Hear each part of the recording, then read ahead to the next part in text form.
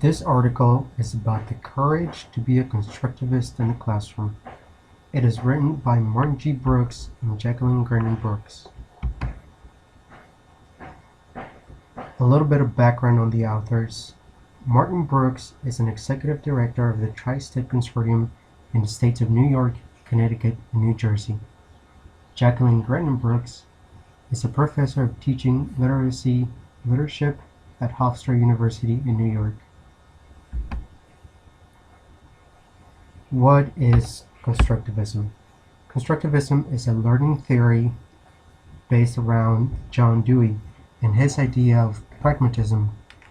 He believed that education should be grounded in the real world and the actual experiences of the child. This means the classroom should be student-centered and that students learn by experience, by having hands-on activities, experimenting with class in the classroom, and working in groups and partnerships.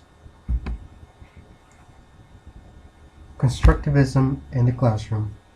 All students control their own learning. As teachers, we only control what we teach in class, but we have very little control over what students actually learn.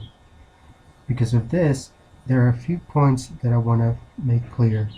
As teachers, we must seek and value students' points of view. Knowing what students think about concepts help us teachers to formulate classroom lessons to ensure that all students learn. Second, we must structure lessons to challenge students' positions. All students come with different life experiences. Therefore, we must be able to come up with lessons so that every student can show their position. Third, we must recognize that students must have some sort of relevance with the topic. The more meaningful the lesson is, the more likely it is for students to be engaged in the discussions. Also, we must focus around the big ideas, not the small bits of information, in order to ensure that all students are engaged.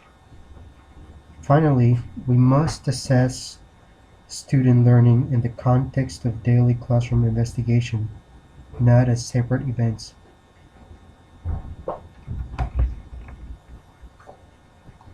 Constructing meaning. We must also construct around the points of views and challenge students' thinking. When we have a discussion in class, we must value the students' points of view, but we also should challenge them to think further and develop their hypothesis. Critique. Constructivism is highly criticized, especially by policymakers, because they think that constructivism is overly permissive. They think that teachers often abandon their curriculums to pursue the wills of their students.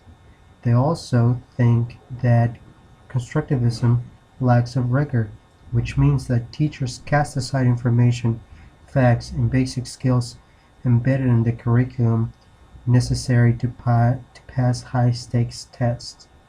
Basically, policymakers want students to pass the state's tests, and they want teachers to teach the kids only about the things that they will be tested on. And however, state and local curriculums address what students learn. Constructivist, as an approach to education, addresses how students learn. And as teachers, we blend the what and the how.